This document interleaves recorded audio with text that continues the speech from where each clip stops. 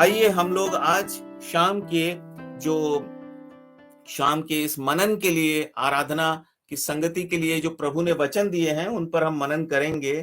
दूसरा कुरिन्थियों और उसके 10 अध्याय और चौथे वचन के द्वारा परमेश्वर ने आज परमेश्वर हमसे बात करना चाहता है। परमेश्वर ने बातें की हैं और जब मैं प्रार्थना के द्वारा परमेश्वर से मांग रहा था, परमेश्वर आप मुझे कोई वचन दीजिए, तो परमेश्वर ने मुझे ये वचन मेरे सामने रखा और मैं बहुत आनंदित हुआ जो बातें परमेश्वर ने मेरे हृदय में डाली और मुझे दिखाई। तो जैसा इस वचन में लिखा है, हम इसको एक बार पढ़ते हैं। क्योंकि हमारी लड़ाई के हथियार शारीरिक नहीं, पर गढ़ों को ढा देने के लिए परमेश्वर के द्वारा सामर्थी हैं। इससे पहले हम आगे बढ़े, एक बार हम छोटी सी दुआ करके धन्यवाद भी देते हैं इस वचन के लिए। प्यारे पिता, आपका धन्यवाद हो। हर एक रुकावट, बाधा को आप दूर करते हैं, जयवंत करते हैं। प्रभु जी, हमें आगे लेके चलते हैं विजय की यात्रा में। प्यारे पिता, विजय के उत्सव में हम धन्यवाद करते प्रभु जी, इस सुंदर वचन के लिए। आपने हमें ऐसे हथियार दिए हैं प्यारे पिता, जिनके द्वारा प्यारे पिता हम गढ़ों को ढा देते हैं। आपके हथियार क्या ही सामर्थ्य हैं प्यारे पिता, क्योंकि आप स्वर्ग और पृथ्वी को बनाने वाले परमेश्वर हैं। स्वर्ग और पृथ्वी का सारा अधिकार आपके पास है प्यारे पिता। आपकी शान अनोखी है, जबकि ये पृथ्वी आपकी प्रभु पैरों की चौकी है। आपने इस पृथ्वी पर दुष्ट को, शैतान को, उस बैरी को थोड़ा सा मौका दिया है कि वो पूरी कोशिश कर ले, आजमा कर देख ले कि क्या वो आपके बनाए हुए मनुष्य को आपसे अलग कर सकता है। वो मनुष्य जो आपसे प्रेम करता है, जो आपकी खोज में है, जो अपने आप को खोया हुआ महसूस करता है इस पापमय संसार में, जो इस नाशमान संसार में अपने आप को घुटा हुआ सा महसूस करता है और इससे छुटकारा पाकर आपके उस अनंत काल के अविनाशी राज्य में जाना चाहता है, पहुंचना चाहता है। प्यारे पिता, आपकी क्या अनोखी शान है, क्या अनोखा अंदाज है। उस दुष्ट को और उसके पीछे चलने वालों को आप प्यारे परमेश्वर किस अंदाज में ये दिखा रहे हैं और ये काम पूरा होगा, इसके लिए हम धन्यवाद देते हैं। वो देखेंगे प्रभु जी कि कैसे आप अपने लोगों को आसमान पर उठाएंगे। प्यारे पिता, मैं आपका धन्यवाद करता हूं। आगे के समय को प्रभु आपके हाथों में सौंपता हूं। हमें आनंदित कीजिए, आशीष दीजिए अपने वचनों के द्वारा। प्रभु यीशु मसीह के नाम से मांगते हैं, आमीन। ये वचन पढ़कर सच में प्रभु को धन्यवाद देने का मन भी करता है और प्रार्थना करना हमारे लिए जरूरी है। हर एक बात में प्रभु, प्रार्थना करने के द्वारा भी हम एक प्रकार से परमेश्वर की महिमा करते हैं, उसका आदर करते हैं, क्योंकि प्रार्थना का मतलब ही ये है कि हम उस ये जरूरी है कि हम प्रार्थना किस बात के लिए करते हैं और कैसी गवाही में होकर करते हैं।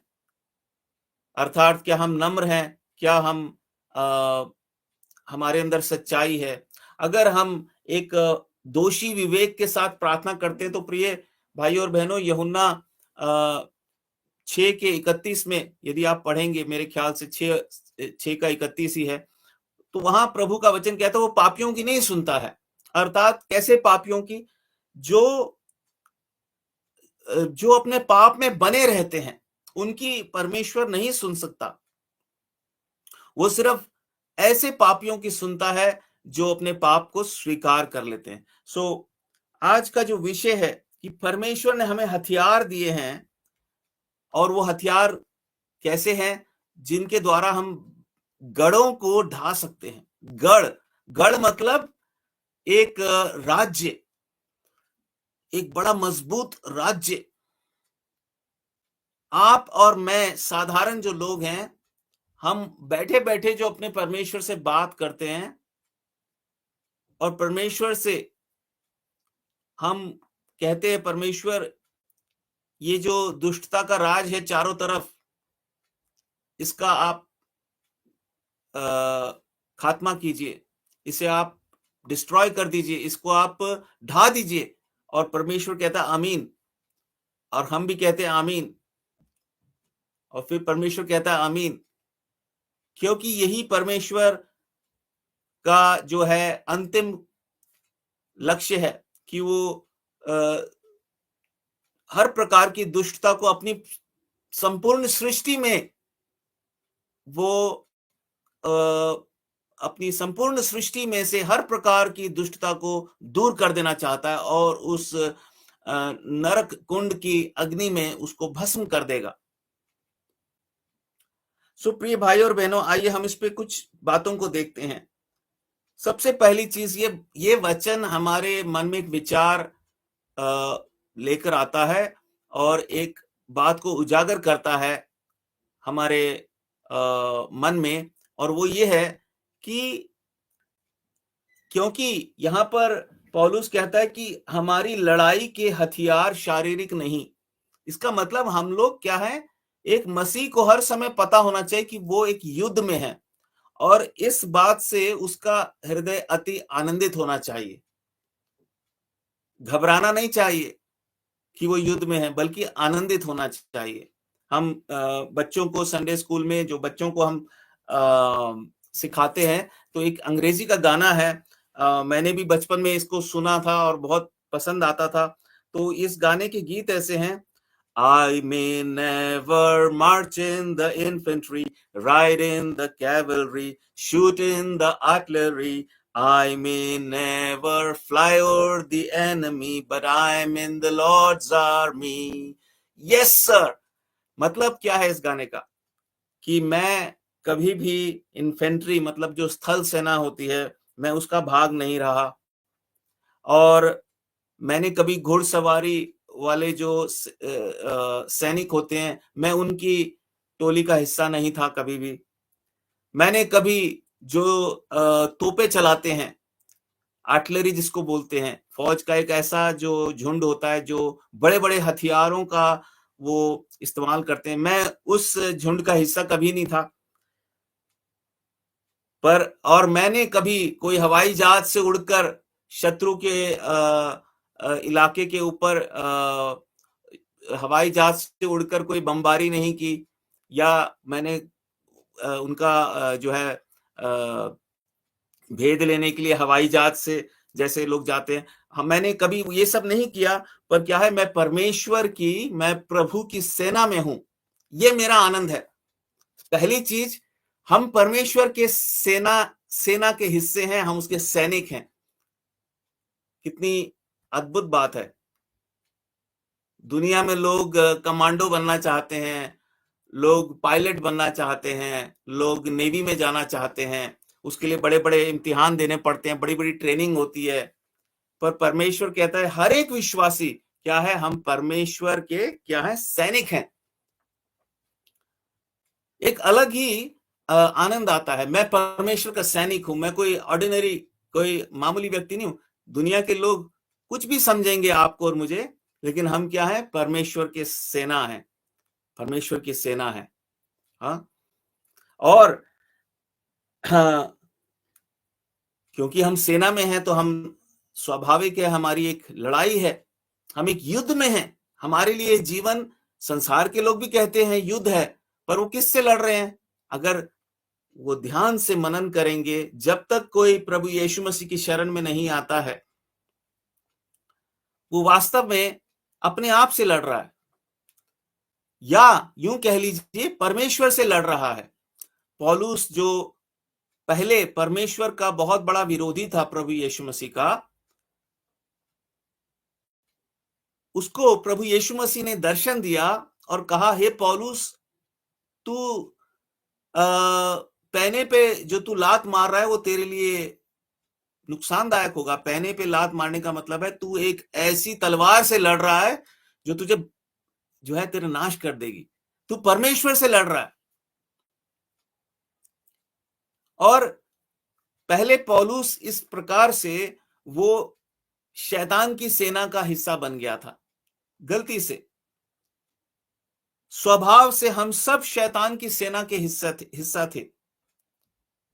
पर एक दिन हमें ये बात महसूस हुई कि कुछ तो गड़बड़ है हमारे जीवन में। आखिर क्या बात है कि हम इतना परिश्रम कर रहे हैं लेकिन हमारे पास शांति नहीं है।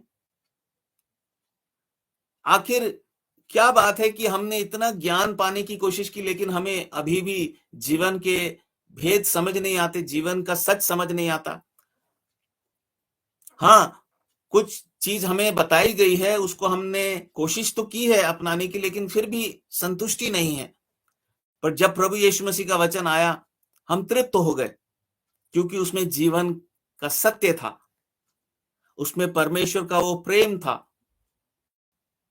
और जैसे जैसे प्रभु में आगे बढ़ने लग गए, प्रभु ने कहा, अब तुम देखो आगे का मजा, आगे का आनंद देखो।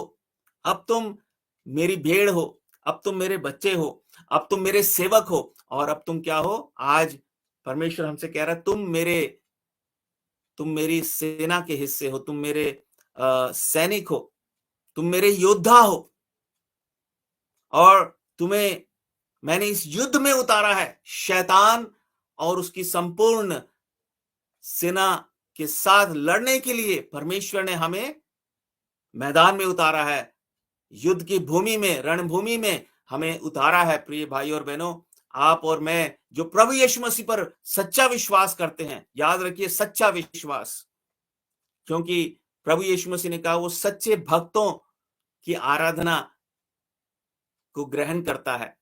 तो हमें एक सच्चा भक्त बनना है, एक सच्चा विश्वासी बनना है, और एक सच्चा विश्वासी बनकर हमें आनंद का अनुभव हमें करने की जरूरत नहीं होगी, अपने आप होगा हमें, और हम सिर्फ उस आनंद के अनुभव के लिए प्रभु का धन्यवाद देते रहेंगे जीवन भर। क्या आनंद है! पिछले सप्ताह हमने देखा था कि वो जो परमेश्वर का जो वरदान है, जो परमेश्वर का दान है, वो वर्णन के बाहर है। उससे पिछले कुछ दिनों पहले हमने देखा कि हम एक जय की यात्रा में हैं, हम हारने वाले लोग नहीं हैं, हम जीतने वाले लोग हैं, हमेशा विक्टोरियस, जयवंत बनकर जीते हैं। शैतान का कोई दाव हम पर परमानेंटली, हमेशा के लिए वो कायम नहीं रह सकता। एक आध दाव में अगर वो जीत भी जाता है तो परमेश्वर बाजी पलट देता है और हमें उस पर जयवंत करता है।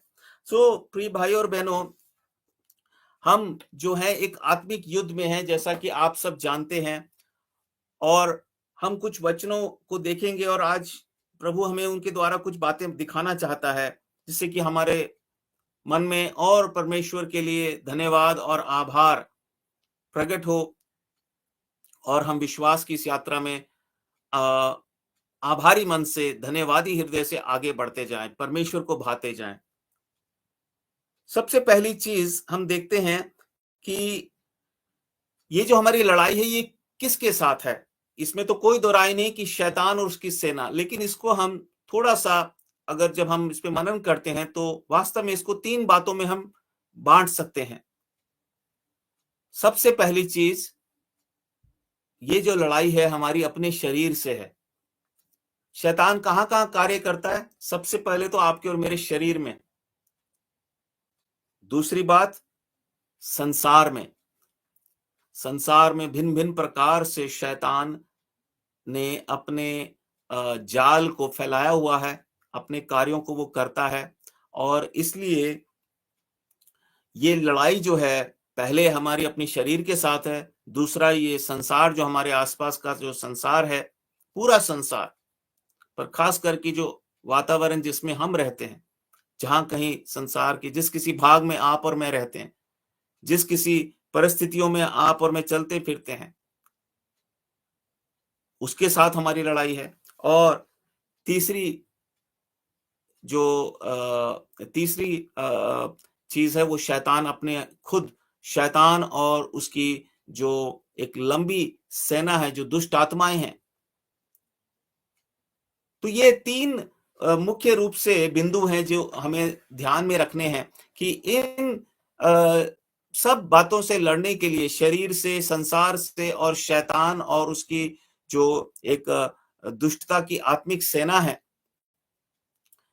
उनसे लड़ने के लिए परमेश्वर ने हमें क्या दिए हैं? हमें जो हथियार दिए हैं, हमें सामर्थ्य हथियार दिए हैं, और वो शारीरिक हथियार नहीं है। हमें उनसे कोई मुक्कों से नहीं लड़ना पड़ता, हमें कोई जुबानी लड़ाई उनसे नहीं करनी। ये शारीरिक हथियार नहीं है, ये आत्मिक हथियार है। और हम सब जानते हैं कि इन हथियारों के बारे में पौलुस ने इफिसियों की पत्री में बहुत ही स्पष्टता से और बहुत ही सुंदर तरीके से बताया। आज शाम को हम एक बार इन आत्मिक हथियारों के बारे में, परमेश्वर के हथियारों के बारे में देखेंगे, और उसके लिए हमें धन्यवाद देना है। यूं तो हम सब जानते हैं जिन 5 हथियारों की 6 हथियारों की पौलुस बात करता है, हम सब जानते हैं। लेकिन हम परमेश्वर के वचन की सहायता से थोड़ा गहराई में जाएंगे, और जिससे कि हमारे हृदय से इन सब हथियारों के लिए एक धन्यवाद प्रकट हो, और ना केवल धन्यवाद प्रकट हो, हम इन हथियारों का और भी आभारी हृदय से इनका इस्तेमाल करें, क्योंकि जब हम इन हथियारों का इस्तेमाल करते हैं तो उससे परमेश्वर की महिमा होती है। 1 मिनट के लिए। यस। हम देखेंगे इफिसियों 6 और 12, इस वचन को हम देखते हैं। इफिसियों 6 अध्याय और उसके 12 वचन को हम पढ़ते हैं। क्योंकि हमारा यह मल युद्ध और लहू और मांस से नहीं, परंतु प्रधानों से और अधिकारियों से और इस संसार के अंधकार के हाकिमों से और उस दुष्टता की आत्मिक सेनाओं से है जो आकाश में है। ये वचन बहुत कुछ कहता है। सबसे पहले ये जो हमारा युद्ध है, जैसा मैंने कहा कि ये मनुष्यों के साथ नहीं है, लेकिन उन मनुष्यों में कार्य करने वाली जो दुष्टता की बातें हैं, और इन इन इन दुष्टता की बातों को पौलुस किस तरीके से वर्णन कर रहा है कि प्रधानों से और अधिकारियों से और इस संसार के अंधकार के हाकिमों से और उस दुष्टता की आत्मिक सेनाओं से जो आकाश में है। तो कुल मिला के अगर हम इन सारी बातों को एक ही शब्द में हम कह दें कि जो हमारी जो लड़ाई है वो दुष्टता की आत्मिक सेनाओं से है।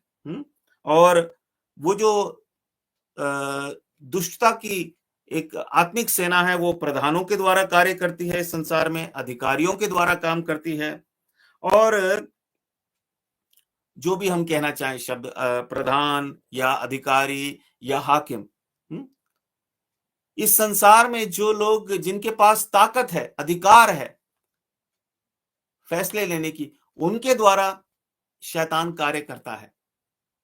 और उसका कंट्रोल रूम कहाँ है, उसका हेड ऑफिस कहाँ है? वो कहाँ है? आकाश में, स्वर्ग में। प्रभु के बहुत से दासों ने इस पर गहराई से अध्ययन करके इसको वचन के द्वारा दिखाया है कि कैसे स्वर्ग में भी अलग अलग भाग हैं। अभी समय नहीं है, उस पर हम चर्चा नहीं करेंगे, लेकिन जब हम वचन पर गहराई से मनन करते हैं तो इसका थोड़ा सा एक दर्शन परमेश्वर के वचन में हमें मिलता है कि स्वर्ग में भी ऐसे जो है एक दुष्टता की आत्मिक सेना स्वर्ग में भी है अभी। इसीलिए परमेश्वर एक नया स्वर्ग और एक नई पृथ्वी की स्थापना करने जा रहा है। ये बहुत गहरी बातें हैं, लेकिन कम से कम हमें इनका जो है, इन्हें अपने जहन में, अपने मन में रखना चाहिए, जिससे कि हम अंधकार में ना रहें, हमें मालूम हो। क्योंकि जब शैतान ने परमेश्वर का विरोध किया तो परमेश्वर ने उसको स्वर्ग में, जैसे पुराने नियम में जो मंदिर था उसका परम पवित्र स्थान था, वहां हर कोई नहीं जा सकता था, वैसे ही स्वर्ग में एक ऐसा स्थान है जहां हर कोई नहीं जा सकता। अभी जो गिरे हुए स्वर्गदूत हैं, उन्हें कहीं स्वर्ग में परमेश्वर ने एक सीमित दायरे में रखा हुआ है। एक छोटा सा उदाहरण है, जब अय्यूब की पुस्तक में हम पढ़ते हैं तो वहां हम देखते हैं शैतान कहाँ पे था? स्वर्ग में परमेश्वर के सामने उपस्थित हुआ। संभव है उसको अनुमति मिली होगी। एक चोर के रूप में, एक गुनहगार के रूप में वो उपस्थित हुआ। जैसे राजाओं के महल में कभी-कभी सुनवाई के लिए मुजरिमों को लाया जाता है, पर उनको वो आदर नहीं है। और वहां पर स्वर्ग में से शैतान और उसके साथ जो दूसरे घिरे हुए स्वर्गदूत हैं, अर्थात जो दुष्ट आत्माओं की एक टीम है, सेना है, वहां से वो कार्य करती है। किनके द्वारा और कहाँ कार्य करती है? पृथ्वी पर कार्य करती है। किनके द्वारा? आप जैसे, मुझ जैसे मनुष्यों के द्वारा, पर खास करके वो मनुष्य जो अधिकार और किसी प्रकार के ऐसे ऊंचे पदों पर हैं। इसलिए लिखता है, हमारा ये मल युद्ध लहू और मांस से नहीं, वास्तव में ये साधारण मनुष्यों से नहीं है, लेकिन ये प्रधानों से और अधिकारियों से और इस संसार के अंधकार के हाकिमों से और उस दुष्टता की आत्मिक सेनाओं से है जो आकाश में है। पर जब साधारण लोगों में कुछ लोग इन प्रधानों और इन हाकिमों और इन अधिकारियों के साथ एकजुट होकर जो दुष्टता की आत्मिक सेना है उसके अधीनता में होकर बुराई करते हैं, दुष्टता करते हैं, तो फिर स्वाभाविक है कि हमारी लड़ाई उनके साथ भी हो जाती है। लेकिन जो भाव है यहाँ पर वो ये है कि हमारी कोई शारीरिक लड़ाई नहीं है जो हमें शरीर के हथियारों से, संसारिक हथियारों से लड़नी है। हमारी लड़ाई आत्मिक है, प्रिय भाई और बहनों। और इस आत्मिक लड़ाई को लड़ने के लिए परमेश्वर ने हमें आत्मिक हथियार दिए हैं। और पौलुस बड़े सुंदरता से इन आत्मिक हथियारों को उसका वर्णन करता है। देखिए, हम पढ़ते हैं इफिसियों 6 अध्याय और उसके 13 वचन से लेकर हम 17 वचन को हम एक बार पढ़ेंगे।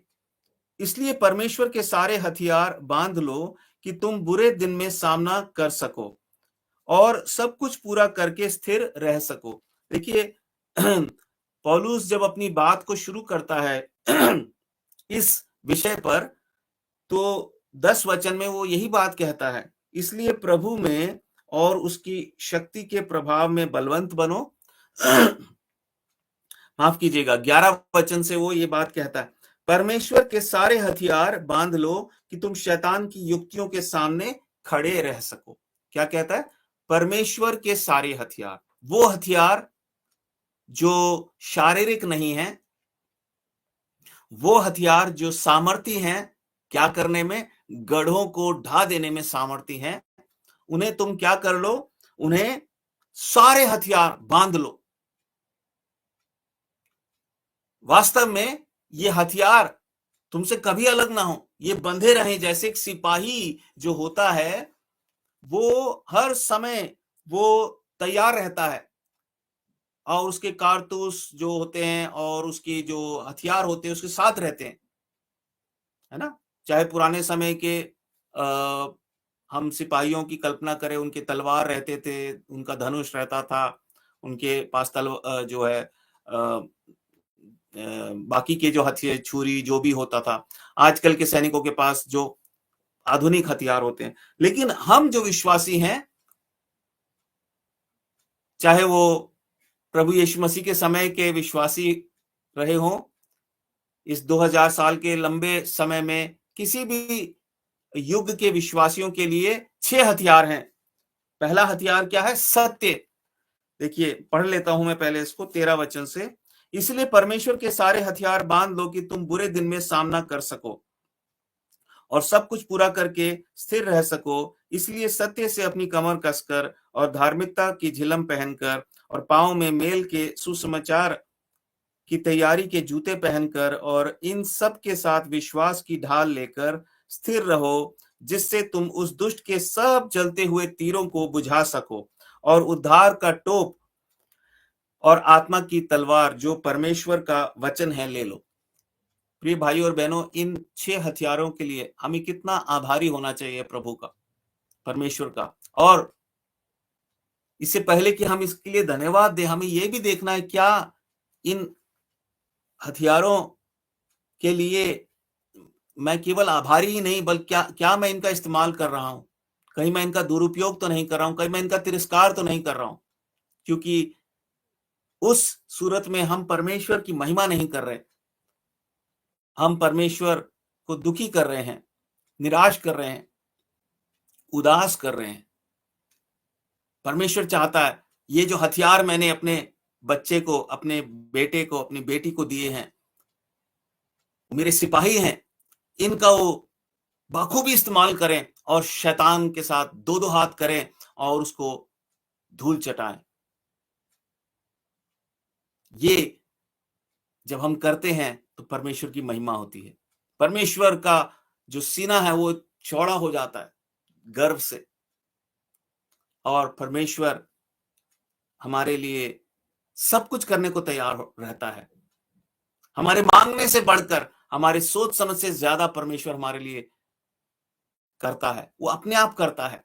देखिए, हम एक-एक हथियार को संक्षिप्त में देखते हैं। सबसे पहले वो कहता है सत्य से अपनी कमर कसकर।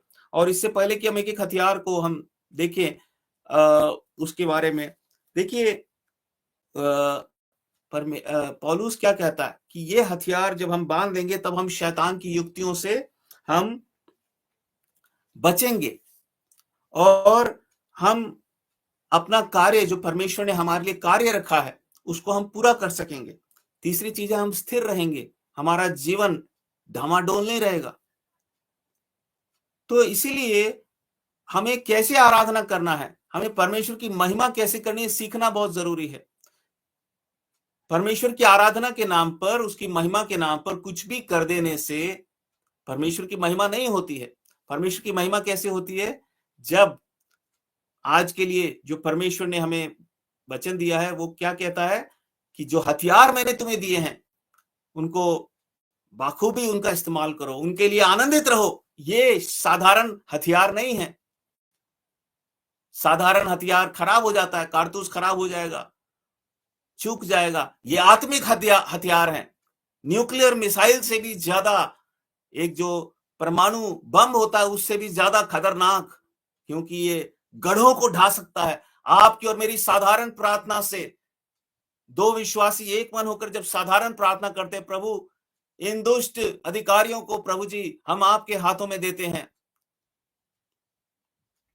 प्रभु जी आप इनसे निपटिए, हम इन्हें क्षमा करते हैं जो इन्होंने हमारे साथ बुरा किया, पर आप हमारा पलटा लीजिए। और हो सके तो परमेश्वर अपनी महान दया के अनुसार इनको एक मौका दे पश्चाताप करने का, इनकी आंखें खोल दे कि ये देखें कि ये तो सिर्फ कुछ समय के लिए अधिकार के पद पर आपने इनको आने दिया है, पर आप अपनी शान इन्हें दिखा दीजिए एक बार। आपसे बड़ी प्रार्थना है, मैं आपका बच्चा आपसे विनती करता हूं, मैं विश्वास करता हूं आप इस प्रार्थना को सुनेंगे और अपने समय में इसका जवाब देंगे।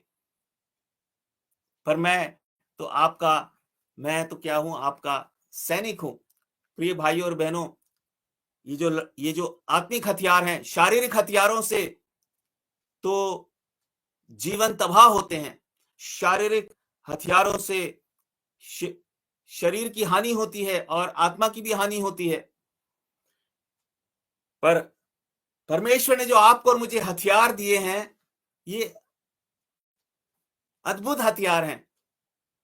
इनसे दुष्टता का नाश होता है, लेकिन आत्माएं बचाई जाती हैं।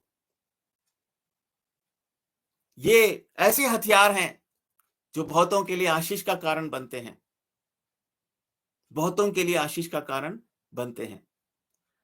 सबसे पहला हथियार है सत्य। प्रिय भाई और बहनों, आपको और मुझे सबसे ज्यादा आनंदित होना चाहिए कि हमें सत्य मालूम है। अगर आपको लगता है आपको सत्य नहीं मालूम है, कहीं ना कहीं आपके आत्मिक जीवन में कोई गड़बड़ है, प्रभु से प्रार्थना कीजिए। कहीं ना कहीं कोई ऐसा कारण है कि आप ऐसा महसूस कर रहे हैं कि आपको सत्य नहीं पता है। परमेश्वर ने हमें संपूर्ण सत्य, एकदम सटीक और बिल्कुल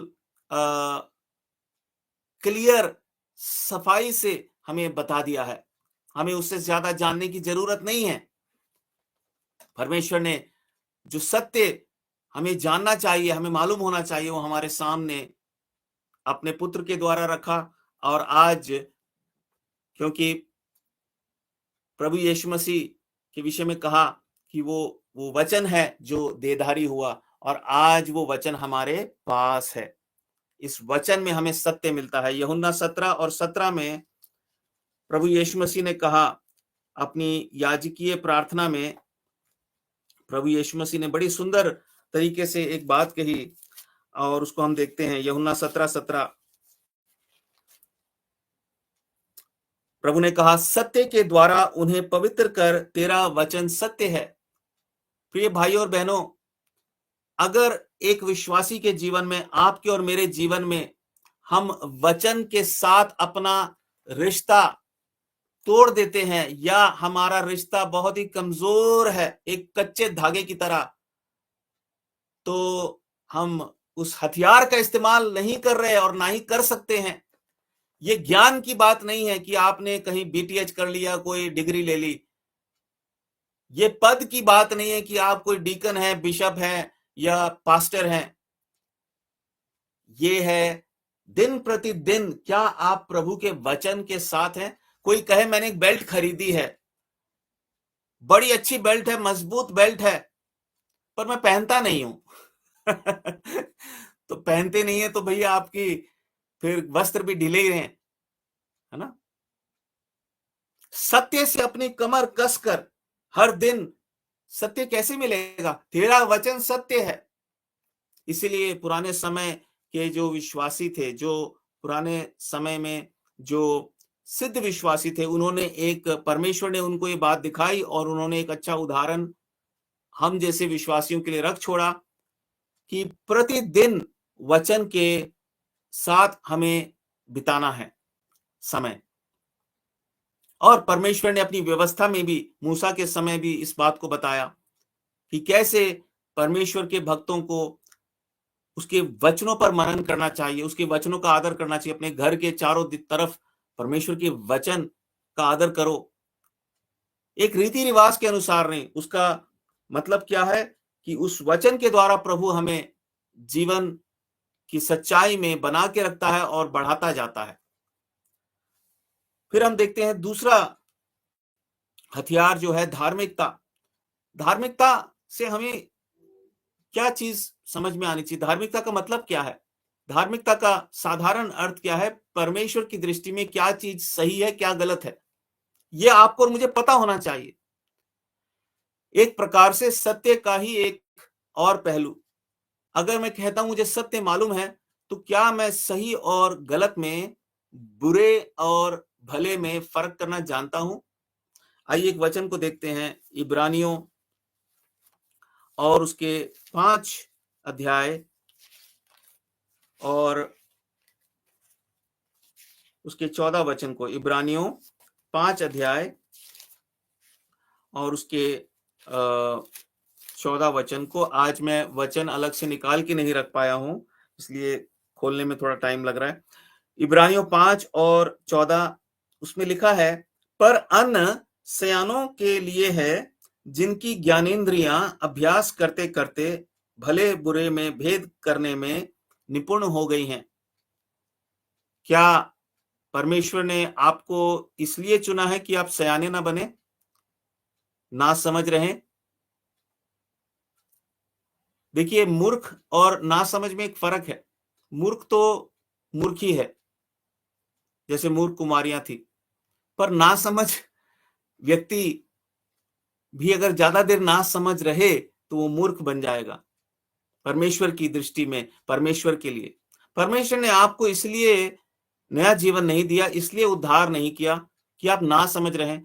कई विश्वासी कहते हैं, भैया हमने तो पढ़ाई लिखाई नहीं की है, क्या करें, हम बाइबल भी नहीं पढ़े हैं, क्या करें?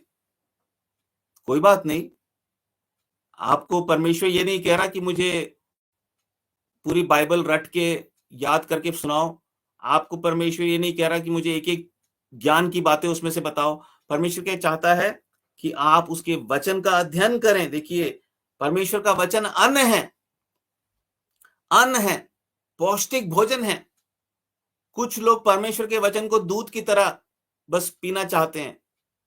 छोटे बच्चे को जैसे सेरेलैक मिला के दूध देते ना, मीठा मीठा चॉकलेट पाउडर डाल के, उनको बस वचन ऐसे ही चाहिए। कैलेंडर में एक वचन पढ़ेंगे, फिर किसी पास्टर के मुंह से 3-4 वचन पढ़ेंगे, बोलेंगे हमने पढ़ लिया, सुनेंगे पढ़ लिया, या गिनकर 5 लाइन पढ़ते, आज मैंने बाइबल पढ़ी। और कुछ लोग बुद्धि से बाइबल पढ़ते हैं, बहुत डीप स्टडी करते हैं, लेकिन परमेश्वर क्या कह रहा है वो उनके पल्ले ही नहीं पड़ता है। कई बार मैंने भी इस तरह की मूर्खता की और मैंने परमेश्वर से क्षमा मांगी। परमेश्वर, मैं आपके वचन को अपनी बुद्धि से पढ़ रहा हूं, मुझे कभी समझ में नहीं आने वाला। परमेश्वर, आप मुझसे बात कीजिए। जब हम साधारण विश्वास से परमेश्वर के वचन को पढ़ने लगते हैं और सुनने लगते हैं, क्या होता है? हमारी समझ बढ़ने लगती है।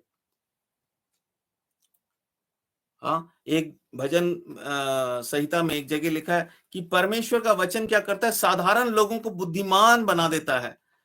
मुझे याद नहीं है वो कहाँ पे, मैंने एक वचन है, अगर हाँ, अभी मेरे को, मैं टाइम वेस्ट नहीं करूंगा उस पे, बट एक जगह पे वो कहता है परमेश्वर की व्यवस्था क्या करती है? साधारण लोगों को बुद्धिमान बना देती है। महज पढ़ने से, उसके लिए प्रार्थना करने से, आप वचन पढ़ें और कहे परमेश्वर ये वचन आपका वचन है, मैं विश्वास करता हूं इसमें जो जो बातें लिखी है सच्ची हैं, कृपया इसके द्वारा मुझसे बात करें। परमेश्वर जरूर उस वचन के द्वारा आपसे बात करेगा। उस वचन के अंदर छिपी हुई बात को भी प्रभु आपके सामने रखेगा। बस आप विश्वास से पढ़ते जाइए, रुकिए मत। सत्य से अपनी कमर बांधकर धार्मिकता की झिलम, जब परमेश्वर के वचन को हम अध्ययन करते हैं, वो अन्न की तरह उसका हम सेवन करते हैं, तो हमारी ज्ञानेंद्रियां धीरे धीरे क्या होती है? भले और बुरे में फर्क करना जान जाती है। मतलब हम सयाने लोग हो जाते हैं। जब आप सयाने होंगे, आपके अंदर एक संसारिक सयानापन नहीं, संसारिक चतुराई नहीं, पर स्वर्गीय ज्ञान आएगा आपको। स्वर्ग में क्या चीज सही मानी जाती है, क्या गलत, इसकी समझ परमेश्वर सबको देना चाहता है और सबको ये समझ मिल सकती है। उसके लिए कोई आपको डिग्री की जरूरत नहीं है, कोई डिग्री की जरूरत नहीं है उसके लिए। अगर आप अंगूठा छाप भी हैं, अंधे भी हैं, बहरे भी हैं या कोई भी आपको किसी भी प्रकार से अपाहिज है, तो भी परमेश्वर, अगर आप सच्चा विश्वास करते हैं, उसे पुकारते हैं, तो परमेश्वर आपको वो समझ देगा और तभी आप परमेश्वर की धार्मिकता को पूरा कर सकते हैं। परमेश्वर प्रभु यीशु मसीह ने इसलिए कहा, सबसे पहले मेरे राज्य और मेरी धार्मिकता की खोज करो, बाकी सब चीजें तुम्हें मिल जाएंगी। बाकी काम परमेश्वर का है, हमारा नहीं है।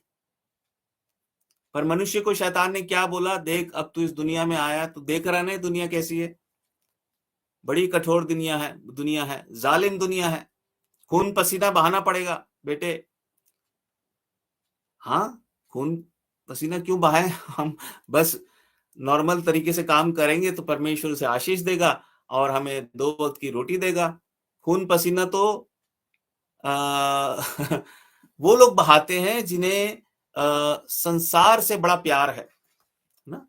अगर हम खून पसीना बहाते भी हैं तो परमेश्वर के लिए बहाएंगे, संसार के लिए क्यों बहाएं? उसके लिए बहाने से हमें कुछ नहीं मिलेगा। और शैतान इस तरीके से हमें भ्रम में डालता है, पर परमेश्वर हमारे लिए सब कुछ पूरा करता है, उसका वायदा है। उसने कहा तुम इस बात की चिंता में मत रहो कि तुम क्या खाओगे, क्या पहनोगे, कहाँ रहोगे, ये सब मेरे पे छोड़ो। हाँ, परिश्रम करो, लेकिन मेरे लिए करो, भलाई के लिए करो, लालच के लिए मत करो। और एक काम करो, विश्वास करते हो तो शैतान को बोलो, जो तू कहता है मैं उसे नहीं मानता, मैं मानता ही नहीं, चाहे वो बात शैतान किसी के भी द्वारा कहे। प्रभु यीशु मसीह ने कहा, मनुष्य केवल रोटी ही के द्वारा नहीं जीता है। हम कह सकते हैं शैतान को, हमें कहना है ये मत सोच कि तू मुझे भोजन नहीं देगा तो मैं मर जाऊंगा। परमेश्वर का वचन मुझे जिंदा रखेगा। जब गरीबी आए तो शैतान को कहो, जब कोई कर्जा आ जाए शैतान को कहो, मुझे विश्वास है परमेश्वर मुझे इस कर्जे से बाहर निकालेगा। मुझे विश्वास है परमेश्वर मुझे इस महंगाई के दौर में भी प्रभु मेरे को खिलाएगा। मुझे विश्वास है प्रभु मेरे खत्तों में हमेशा प्रभु इतना देगा कि मेरे को मेरे दिन भर की जरूरत पूरी हो। मुझे विश्वास है प्रभु कभी मुझे भीख नहीं मांगने देगा। कई विश्वासी तो है लेकिन साथ में भिखारी भी हैं,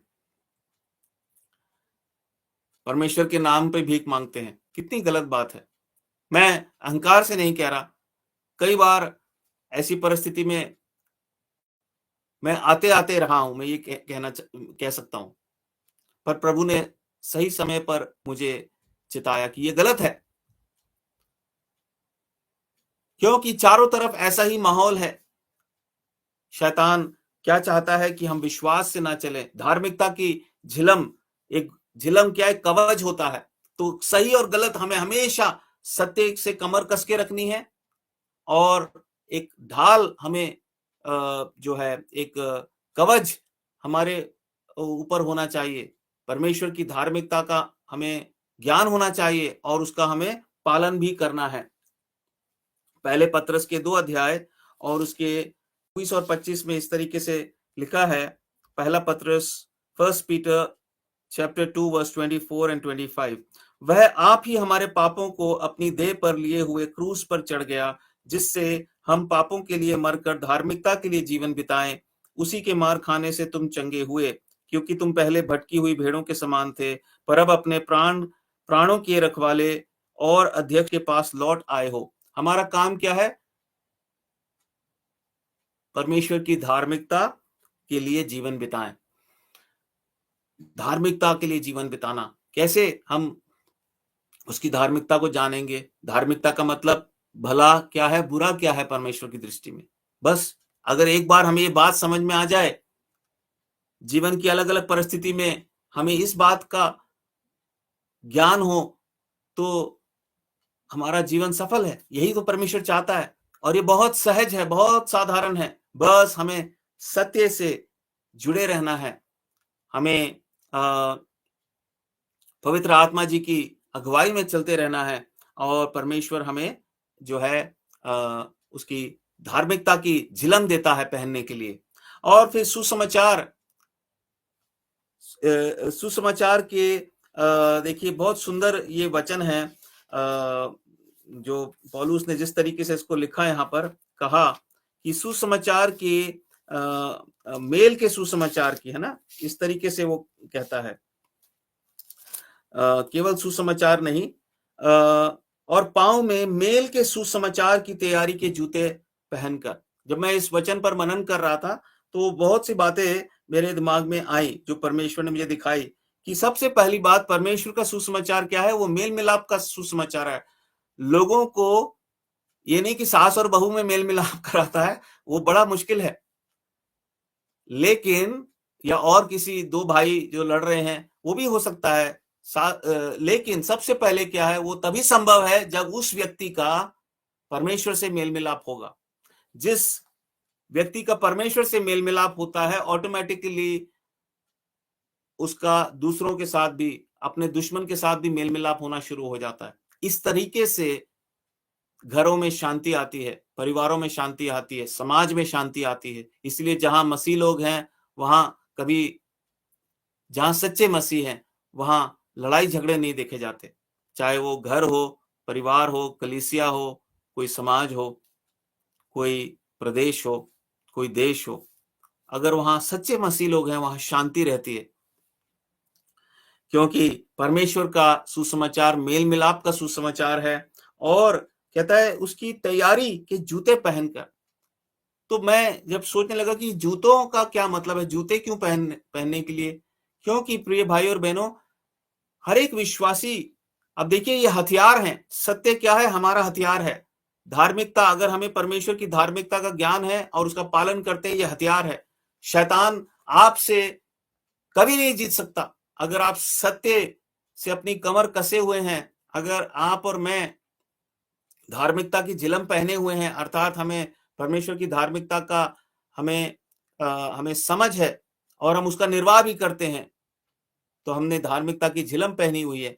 और सुसमाचार, मेल के सुसमाचार की तैयारी के जूते, मतलब सबसे पहले हमें सुसमाचार का अर्थ पता होना चाहिए। सुसमाचार क्या है? परमेश्वर का प्रेम संदेश है। किसी कोई एक कुछ लोग सुसमाचार को एक बहुत ही तुच्छ बात बना देते हैं। कैसे? वो सिर्फ एक ही कोशिश में लगे रहते कि किसी व्यक्ति जैसे किसी मुर्गे को पकड़ के लाएं और उसको मसीह बना दे। ऐसा करके परमेश्वर के सुसमाचार का वो एक तरीके से अपमान करते हैं। परमेश्वर का सुसमाचार क्या है? प्रेम का सुसमाचार है। वो किसी व्यक्ति को खींच के लेके आने की बात नहीं होती है, वो उसको बताने की बात होती है कि मेरे भाई और बहन देखो, एक सत्य है जो मैं आपको बताना चाहता हूं, और उसके बाद हमें उसके लिए प्रार्थना करनी। ये नहीं कि कभी इस तरीके से कभी उस तरीके से हम उसको खींचने की कोशिश करें, क्योंकि वो काम आप और मैं कर ही नहीं सकते। अगर हम करेंगे तो वो जिस दिन उसको मौका मिलेगा फिर से भागेगा, लेकिन वो काम परमेश्वर करता है। जब तक पिता किसी को अपनी ओर ना खींचे, कोई पुत्र के पास नहीं आ सकता। पिता उस व्यक्ति की इच्छा के अनुसार काम करेगा। यदि वो उद्धार पाना चाहता है, परमेश्वर के दंड से बचना चाहता है, इस संसार की सड़ाहट से बचना चाहता है, पाप से बचना चाहता है, असत्य से निकलकर सत्य में आना चाहता है, जीवन पाना चाहता है अनंत काल का, तो परमेश्वर उसको जानता है कैसे खींच के लाना है। वो पाताल लोक में भी होगा तो खींच के लाएगा। और प्रिय भाई और बहनों, यहाँ पर तैयारी के जूते का मतलब क्या? हर एक विश्वासी को हमारा काम क्या है? सुसमाचार सुनाने के लिए आपको और मुझे तैयार रहना चाहिए। मेल का सुसमाचार सुनाने के लिए कोई हमें रोक नहीं सकता, कोई नहीं रोक सकता, कोई कानून नहीं रोक सकता, कोई सरकार नहीं रोक सकती, कोई व्यक्ति नहीं रोक सकता। सुसमाचार सुनाना तो हमारा अधिकार है।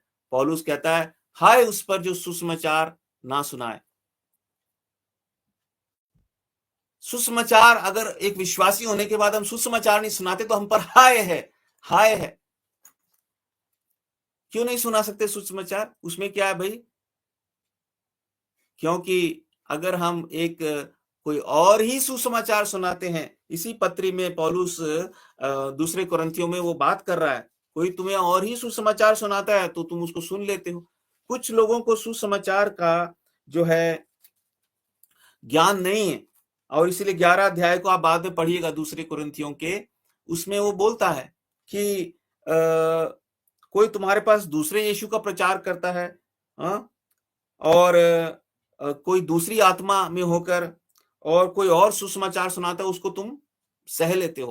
प्रिय भाई और बहनों, ये संभव है। आप बाद में पढ़िएगा दूसरे कुरिन्थियों के 11 अध्याय और 4 वचन को। दूसरा यीशु भी है संसार में, दूसरे विश्वासी भी हैं जिनके पास कोई और ही आत्मा है, और दूसरा सुसमाचार भी है जो बहुत ही ओछा सुसमाचार है, एक तरीके से हम कह सकते हैं।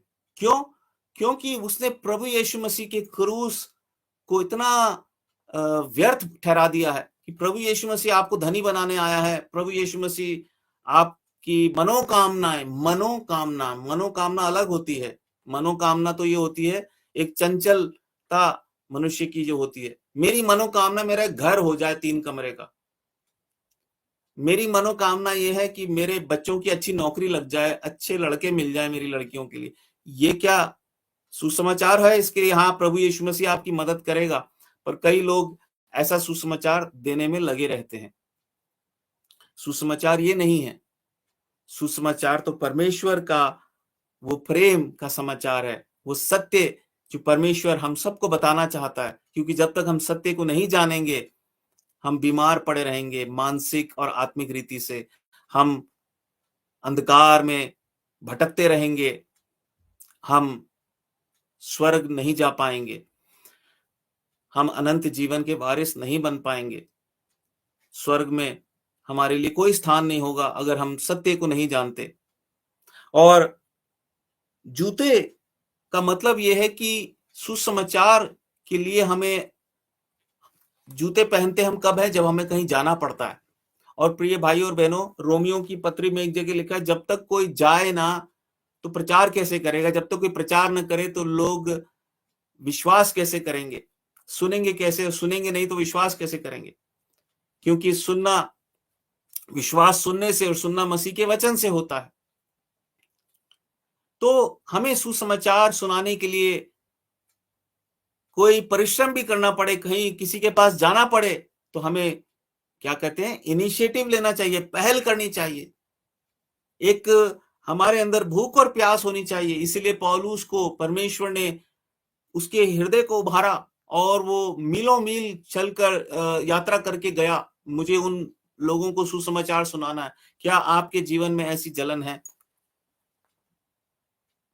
मैं भी अपने आप से प्रश्न करता हूं कि मेरे जीवन में कितनी ऐसी जलन है। होनी चाहिए।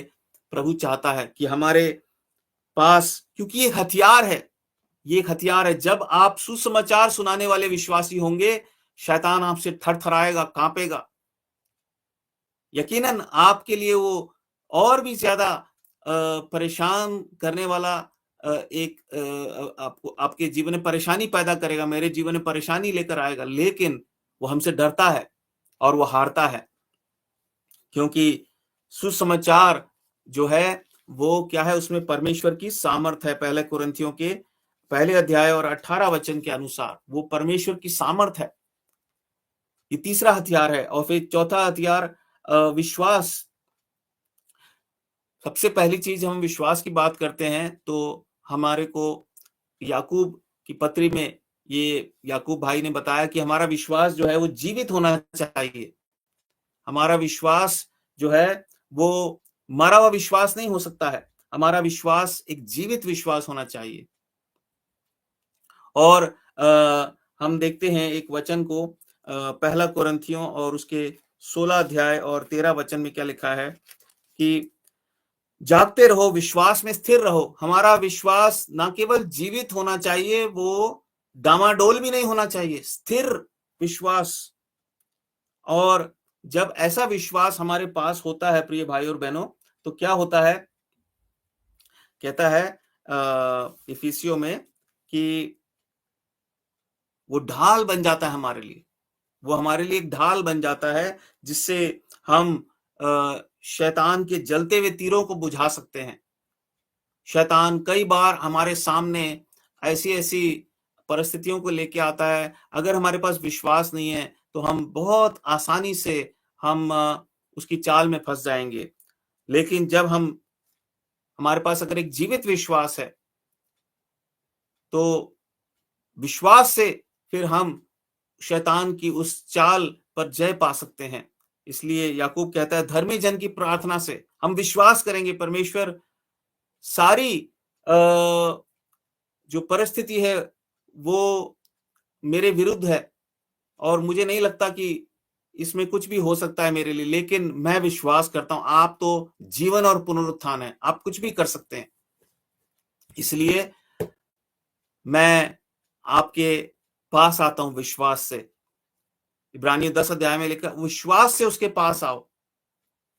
तो ये भी हमारे लिए क्या है, एक ढाल बन जाती है। और फिर उद्धार का टोप, जैसे हमने पिछले सप्ताह हमने मनन किया कि परमेश्वर का वो दान वर्णन से बाहर है।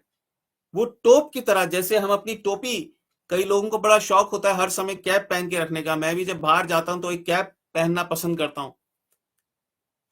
पर परमेश्वर का वचन कहता है कि उद्धार का टोप हमारे लिए क्या है, एक हमारे वस्त्र का, हमारी वेशभूषा का हम अभिन्न भाग होना चाहिए। हर समय आपका और मेरा उद्धार का टोप हमारे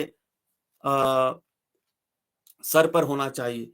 कहने का अर्थ ये कि हमारे हृदय में उद्धार का वो आनंद, यशाया 60 और 61 के अनुसार हम एक वचन के अनुसार हम देखते हैं, यशाया और उसके 60 अध्याय और उसके 10 वचन, यशाया 60 और 61, आई एम सो सॉरी, यशाया 61 और 10 वचन में लिखा है, मैं यहोवा के कारण अति आनंदित होऊंगा, मेरा प्राण परमेश्वर के कारण मगन रहेगा, क्योंकि उसने मुझे उद्धार के वस्त्र पहनाए और धर्म की चद्दर ऐसे उड़ा दी है जैसे दूल्हा फूलों की माला से अपने आप को सजाता और दुल्हन अपने गहनों से अपना श्रृंगार करती है। क्या हम अपने उद्धार के लिए इसी तरह से आनंदित हैं? हर रोज जब आप और मैं अपने उद्धार के लिए आनंदित रहते हैं, अपने उद्धार को एक बड़ी बात समझते हैं, कितने विश्वासियों के चेहरे लटके रहते हैं। जीवन की छोटी-छोटी समस्याओं को लेके कई सेवकाई की छोटी-मोटी बातों को लेके मुझे कई कलीसियाओं में पॉलिटिक्स चलती है तो वो वहां पर यही दुख है कि मेरे को यह मौका नहीं मिला। लेकिन क्या है, हम उद्धार पाए हुए लोग हैं। सबसे बड़ी चीज है वो दान जो वर्णन के बाहर है, वो मेरे पास है, वो मुझसे कोई नहीं छीन सकता है और उसके कारण मैं अति आनंदित हूं। जब हम अपने उद्धार के कारण आनंदित रहते हैं, उद्धार का टोप हमारे सर पे रहता है, अर्थात हमारे हृदय में वो आनंद रहता है, तो वो एक हथियार है। और अंत में पौलुस कहता है इफिसियों 6 में कि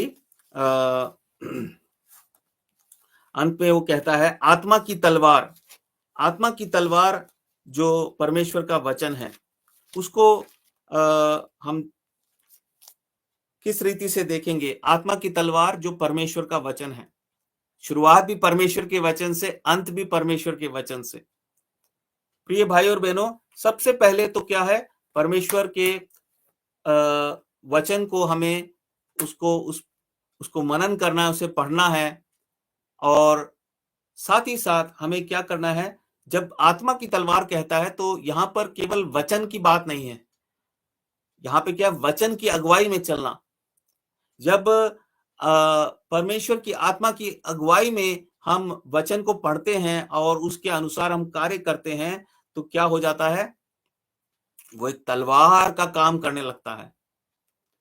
मौके पे कहा हुआ वचन, अवसर पे कहा हुआ वचन जो परमेश्वर की आत्मा की अगुवाई में हम कहते हैं, वो क्या करता है, एक तलवार का काम करता है, दुष्ट के कार्यों का नाश करता है। और कई बार जब दुष्ट के कार्यों का नाश होता है तो लोगों के लिए वो आशीष का कारण बनता है। कई बार नहीं, हमेशा ही लोगों के लिए वो आशीष उत्पन्न करता है। कई लोगों के पास आत्मा की तलवार नहीं होती क्योंकि वो हमेशा मीठी-मीठी बातें करना चाहते हैं, मनुष्यों को लुभाने वाली बातें करना चाहते हैं। वो आत्मा की तलवार की बजाय वचन को एक टॉनिक के रूप में, खट्टी-मीठी गोली के रूप में इस्तेमाल करते, वो हथियार नहीं है। और ऐसा करके आप परमेश्वर के उन हथियारों का आप एक प्रकार से तिरस्कार भी कर रहे हैं और महिमा नहीं कर रहे परमेश्वर की। परमेश्वर ने हमें ये तलवार इसलिए दी है, हिंसा के लिए नहीं, ये शारीरिक हथियार नहीं है, ये तो आत्मिक हथियार है, दुष्टता के गढ़ों को ढा देने के लिए। कई लोगों के जीवन में दुष्टता के गढ़ होते हैं, दुष्ट आत्माओं के गढ़ होते हैं उनके अंदर। वो घमंड से भरे होते हैं, वो नफरत और कड़वाहट से भरे होते हैं, ईर्ष्या और जलन से भरे होते हैं। अहंकार उनका गहना है, उनकी पहचान है। कई लोगों के अंदर मूर्खता भरी हुई है। पर जब हम परमेश्वर के वचन का प्रयोग करते हैं, पवित्र आत्मा की अगुवाई में होकर, शालीनता से, धीरज से, प्रेम से उन्हें परमेश्वर के वचन के द्वारा हम उनकी अगुवाई करते हैं या उनसे परमेश्वर के वचन बोलते हैं, तो क्या होता है कि वो उन बुराइयों से छुटकारा पाते हैं। क्योंकि हमारे मुंह से निकला वो वचन वो आत्मा की तलवार बन जाता है। वो उनके जीवन की उस बुराई पर प्रहार करता है। जब हम समाज में इस प्रकार से हम परमेश्वर के वचन जो आत्मा की तलवार के रूप में इस्तेमाल करते हैं तो समाज में सुधार आता है।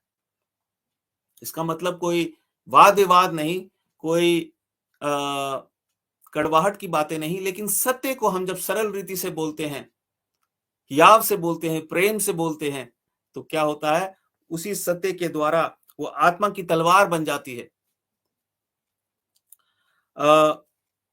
हम एक चीज देखते हैं यहाँ पर, कई बार कुछ लोग सोच सकते हैं, हाँ मैंने ये बात कही परमेश्वर के आत्मा की अगुवाई में, इसका मतलब ऐसा नहीं है कि आप कोई भी बात कहें, तो आपकी बात जो है, आपकी और मेरे मुंह से निकली बात अगर आत्मा की अगुवाई में है, परमेश्वर की आत्मा से है, तो वो आउट ऑफ सिलेबस नहीं हो सकती है। मतलब पाठ्यक्रम से बाहर नहीं हो सकती। हमारा पाठ्यक्रम क्या है? परमेश्वर का ये वचन। वो शर्त सिर्फ ये है कि पहचान ये है कि आत्मा की तलवार जो है, वो कभी भी परमेश्वर के वचन से वो अलग बात नहीं कहेगी। आत्मा की तलवार ये नहीं हो सकती कि हमने किसी को कठोर बातें कही, वो जिसमें एक प्रकार का क्रोध है, एक प्रकार का की घृणा है, वो आत्मा की तलवार नहीं हो सकती। आत्मा की तलवार वही है जो परमेश्वर के वचन से मेल खाती है। परमेश्वर हमारी सहायता करे इन सब बातों को हम विचार करके परमेश्वर के इन हथियारों के लिए परमेश्वर को धन्यवाद दें और इनका इस्तेमाल करें, क्योंकि पौलुस कहता है कि परमेश्वर के सारे हथियार बांध लो कि तुम बुरे दिन में सामना कर सको। हम नहीं जानते कब हमारे सामने कोई बुरी परिस्थिति आ जाए। शैतान जब तक हम इस दुनिया में बने हुए हैं, हर दिन प्रयास करेगा, करता भी है कि हमारे लिए कोई वो संकट पैदा करे। शैतान हर दिन कोशिश करेगा कि जो काम परमेश्वर ने हमारे लिए रखा है उसे हम पूरा ना कर सकें। पर हमें क्या करना है? तीमुथियुस की उस बात को हम पढ़कर हम समाप्त करते हैं। वचन तो कुछ और भी हैं, लेकिन समय हो गया है। तो तीमुथियुस क्या कहता है? दूसरे तीमुथियुस के दूसरे पत्री में तीमुथियुस कहता है, दूसरे तीमुथियुस दूसरे अध्याय और उसके चौथे वचन को अगर हम देखते हैं, कहता है जब कोई योद्धा लड़ाई पर जाता है तो इसलिए कि अपने भर्ती करने वाले को प्रसन्न करे, अपने आप को संसार के कामों में नहीं फंसाता। देखिए दोबारा से मैं पढ़ता हूं, जब कोई योद्धा लड़ाई पर जाता है तो इसलिए कि अपने भर्ती करने वाले को प्रसन्न करे, अपने आप को संसार के कामों में नहीं फंसाता है। प्रिय भाई और बहनों, हम इस संसार में हम जब तक हैं, हमारा एक ही काम है, परमेश्वर का काम पूरा करना। इसलिए कहता है परमेश्वर के सब हथियारों को बांध लो, जिससे कि तुम बुरे दिन में उसका सामना कर सको, दुष्ट का सामना कर सको, और सब कुछ पूरा करके। उस सब कुछ में क्या आता है? संसार के काम नहीं। संसार के कामों में हमें अपने आप को नहीं फंसाना है। जिन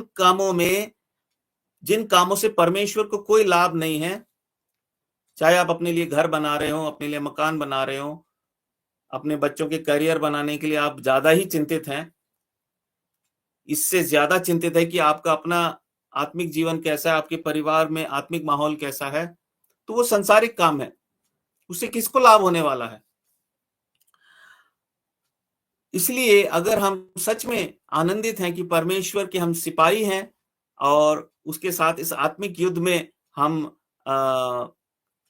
सहभागी हैं, उसके युद्ध तो परमेश्वर का है, लेकिन परमेश्वर ने हमें आत्मिक हथियार दिए हैं।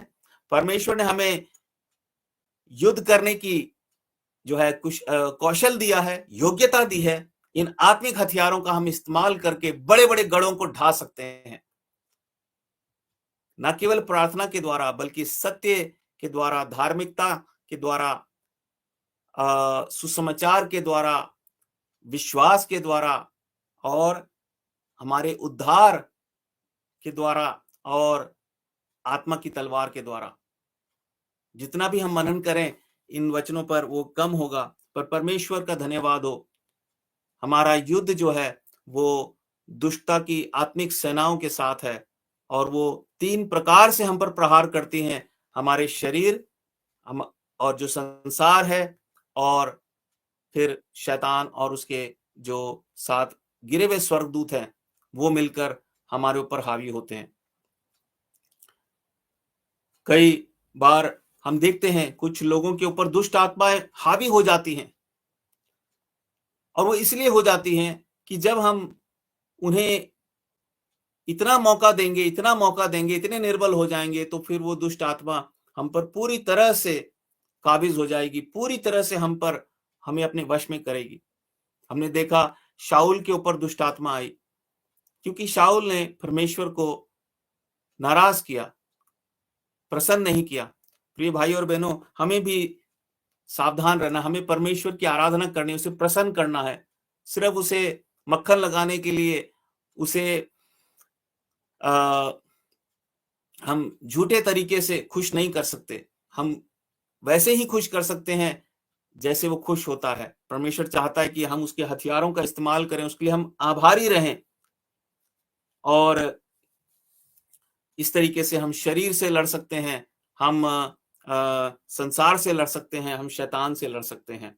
मैं एक-एक वचन पढ़ना चाहता हूं, क्योंकि शरीर, संसार और शैतान की बात की, तो शरीर से लड़ने के लिए एक वचन हम पढ़ेंगे, रोमियो 8 और उसका 13 वचन, 12 और 13 वचन। इसलिए हे भाइयों, हम शरीर के कर्जदार नहीं कि शरीर के अनुसार दिन काटें, क्योंकि यदि तुम शरीर के अनुसार दिन काटोगे तो मरोगे, यदि आत्मा से देह की क्रियाओं को मारोगे तो जीवित रहोगे। सबसे पहली चीज, हम शरीर के लिए नहीं जी रहे हैं इस दुनिया में। शरीर है, आदर की चीज है, परमेश्वर का मंदिर है, पर ये मंदिर एक दिन ढा दिया जाएगा परमेश्वर द्वारा ही, और हमें इससे सुंदर वो जगह पर ले जाएगा। इस शरीर के हम कर्जदार नहीं हैं, खासकर जब ये शरीर हमसे जो बुरी अभिलाषाएं हैं उन्हें पूरी करने के लिए हम पर दबाव डालता है। हमारे मन में अलग अलग प्रकार की अभिलाषाएं आती, जो संसार की अभिलाषाएं हैं, तो हमें परमेश्वर के आत्मा के अधीन हो जाना है। परमेश्वर की आत्मा से हम इन शरीर की मनसाओं को, अभिलाषाओं को, इच्छाओं को मार सकते हैं, उन पे विक्टोरियस हो सकते हैं, जयवंत हो सकते हैं। और संसार पर हम कैसे जीतते हैं? पहला यूहन्ना और उसका 5 अध्याय और उसके 4 और 5 वचन को हम पढ़ेंगे। क्योंकि जो कुछ परमेश्वर से उत्पन्न हुआ है वह संसार पर जय प्राप्त करता है, और वह विजय जिससे संसार पर जय प्राप्त होती है हमारा विश्वास है। संसार पर जय पाने वाला कौन है? केवल वह जिसका यह विश्वास है कि यीशु परमेश्वर का पुत्र है। यीशु परमेश्वर का पुत्र है। यीशु के नाम में हमें चलना है, यीशु के नाम को हमें लेना है, यीशु के नाम का हमें आदर करना है, उसे कलंकित नहीं करना। हमारी जय है। हम संसार से जीतेंगे, संसार हम पर कभी भी भारी नहीं पड़ सकता। हम संसार पर भारी ही नहीं, इतने भारी पड़ेंगे कि संसार की शक्तियां हमारे द्वारा कुचली जाएंगी। परमेश्वर के वो हथियार है ना, हाँ, क्या कहता है, हमारी परमेश्वर ने हमें कैसे हथियार दिए हैं जो गढ़ों को ढा देने में सामर्थी हैं। ऐसे हथियारों के लिए परमेश्वर का धन्यवाद। और फिर शैतान से भी हमें लड़ने के लिए परमेश्वर ने क्या किया है? हमें यशाया 54:17 क्या कहता है कि हमें हमेशा याद रखना है कि परमेश्वर ने हमसे कहा है कि कोई भी उसका दाव हम पर चलने का नहीं है। यदि हम परमेश्वर के अधीन रहते हैं, याकूब 4:7 के अनुसार कहता है परमेश्वर के अधीन रहो, तो क्या होगा? शैतान की कोई भी योजना हम पर सफल नहीं हो सकती है। वो सिर्फ तभी सफल होगी जब हम परमेश्वर के अधीन ना होकर अपने मन के अधीन हैं। हम परमेश्वर के अधीन ना होकर हम किसी और चीज के अधीन हो जाते हैं, तब शैतान हम पर क्या होता है? वो जयवंत होता है। लेकिन परमेश्वर ने हमें ये हथियार दिए हैं, हमें इन हथियारों का प्रयोग करना है, और जब इन हथियारों का प्रयोग करेंगे तो लिखा है शैतान के हथियार काम नहीं कर सकते। यशाया 54:17 के अनुसार जितने हथियार तेरी हानि के लिए बनाए जाएं उनमें से कोई सफल ना होगा, और जितने लोग मुद्दई होकर तुझ पर नालिश करें उन सबों से तू जीत जाएगा। यहोवा के दासों का, कौन से दासों का? जो परमेश्वर के हथियारों को बांध लेते हैं और उनका इस्तेमाल करते हैं, उनके लिए हमेशा धन्यवाद देते रहते हैं, आनंदित रहते हैं, आभारी रहते हैं। यहोवा के दासों का यही भाग होगा, और वे मेरे ही कारण धर्मी ठहरेंगे। यहोवा की यही वाणी है। प्रिय भाई और बहनों, परमेश्वर का इन सभी वचनों के लिए धन्यवाद हो, और परमेश्वर हमारी सहायता करे कि इन हथियारों को हम हर समय पहने रखें, और परमेश्वर की महिमा हम करते रहें। इस बात को स्मरण करते हुए कि ये जो हथियार हैं, इनसे हम बड़े-बड़े गढ़ों को ढा सकते हैं। किसी भी चीज़ से, चाहे हमारा शरीर हो, चाहे ये संसार हो, चाहे शैतान की शक्तियाँ हों, हम उनसे लड़ सकते हैं और उन पे हम जीत हासिल कर सकते हैं। जीत हमारी ही है। एक वचन को हम पढ़ लेते हैं अंत करने से पहले।